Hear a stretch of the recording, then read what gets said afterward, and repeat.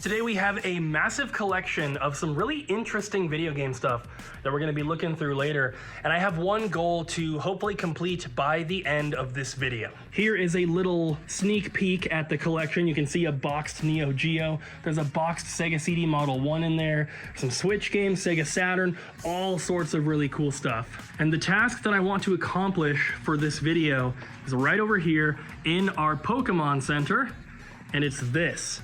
This cabinet has been like this since day one, since we opened, and this is not how we want it to be. So before coming in this morning, I went over to the old store and I grabbed almost the rest of all of our bulk Pokemon cards. There's a little bit more there that are in like little boxes, but this is the majority of it. And I've been working nonstop with our new card sorting machine to get all of this bulk sorted by set. And then on the back side of the cabinets here, which is the side that we will be looking at, the employees, we have all of the set symbols here and names so that it's really easy to see what we're looking at. And if a customer walks in, they're on that side of the counter, we're on this side, and they're like, hey, can I see the Sandstorm bulk? We just pull this out. I'm sure there's one card. We just pull this out, put it up on the counter for them, and they can look through. So I need to finish all of these little artwork things. I have to Photoshop each one, but those are gonna be filling this out on this side. I'm also going to be printing a duplicate of each one and putting it on this side for the customers to see. So I'm hoping to have this done and ready for people to browse by the end of tomorrow, but there's no way that I'm going to be able to sort all of this bulk by then, so we're going to continue to add to it. But hopefully by the end of this video, people are looking through this and buying some bulk Pokemon cards. And as you can see, there is a lot in here, and every single one of these is basically full.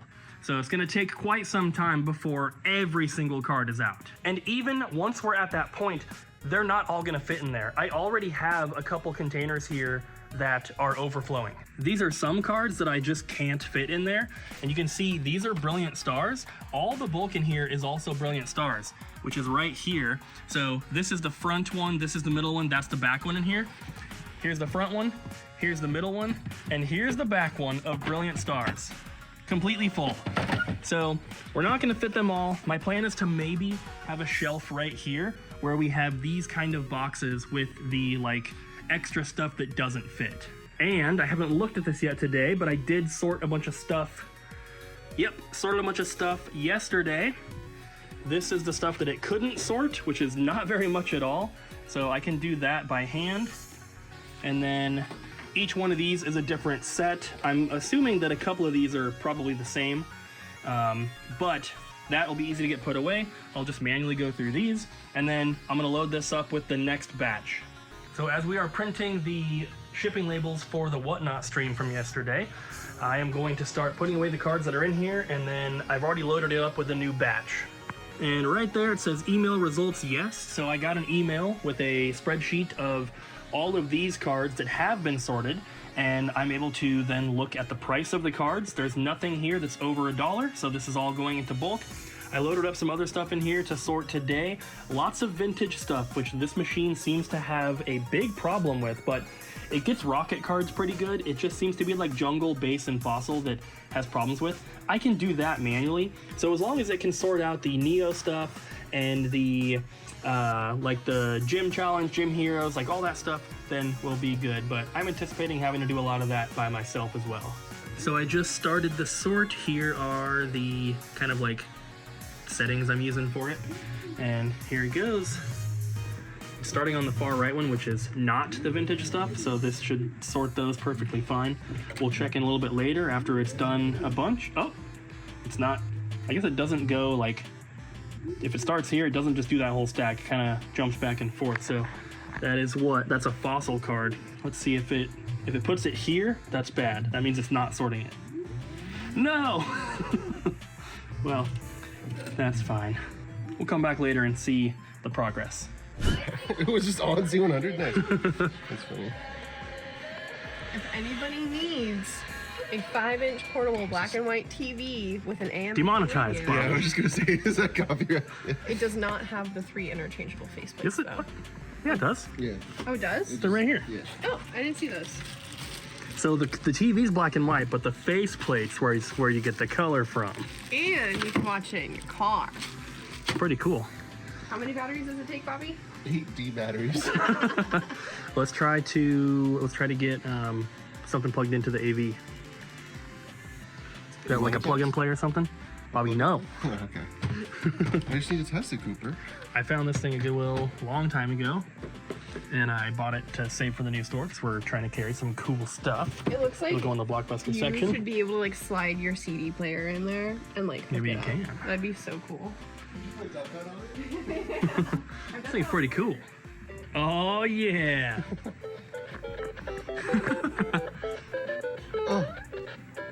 Oh, look at that tiny person down there. How does it look like it's in color to me? Like a little bit. No, it doesn't. It doesn't to you? No, not at all. It a little bit does. Like there might be a hint of blue, but it's... Well, yeah, because the background is normally blue. Yeah.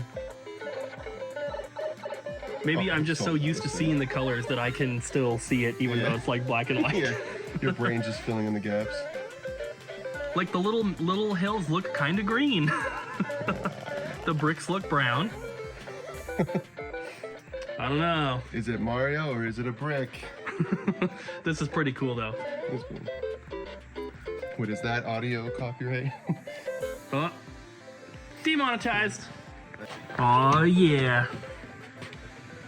See how good you are. Now I'm gonna start missing. Oh no! Oh god! Oh, you did it. Thank god. Oh no!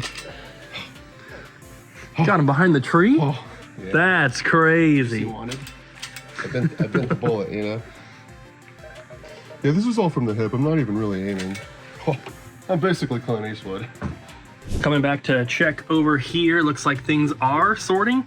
This is the pile of stuff that it can't find, or this is just too full. What it does, and I haven't seen it do this because it always happens towards the end of the sort, and this is gonna be hours away. But what it seems to do is once this is full, even if it can identify the card, it still seems to put it right there.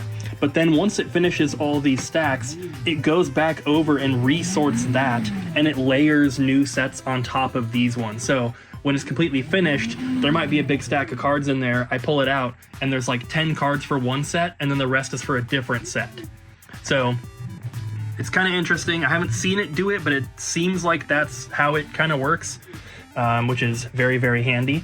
So even if it fills up every single slot, it can go back over them, I guess, as many times as it wants to. You might just end up with 4 or 5 sets in one thing, but it's easy enough to sort at the end because they're not mixed together. It's like one set, another set, another set. So makes it pretty easy, but looks like it has some base set 2 cards in here, some jungle, some fossil. So it is catching some of them, just looks like not all of them. And hours later, I finally am done with shipping. There was a few more things that were not whatnot. We had a couple mystery boxes that we were just doing for people through email. They wanted them as like Christmas gifts. And then I have a package going to my buddy Sam in here. And yeah, so this thing's been running the whole time. It has been going for 4 hours, as you can see, 4 hours and 22 seconds.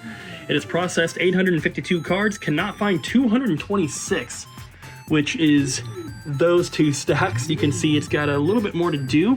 I think it's probably going to automatically pause itself because if it can't sort through most of those, they're not going to fit there. So it'll probably be done here very shortly, but it did sort quite a bit. This is it. This is the collection that we picked up, at least most of it. There's a few other things here from random other trade-ins, but I wanted to just kind of give you guys the highlights. Obviously, the boxed Neo Geo CD is incredible, and it's not cheap.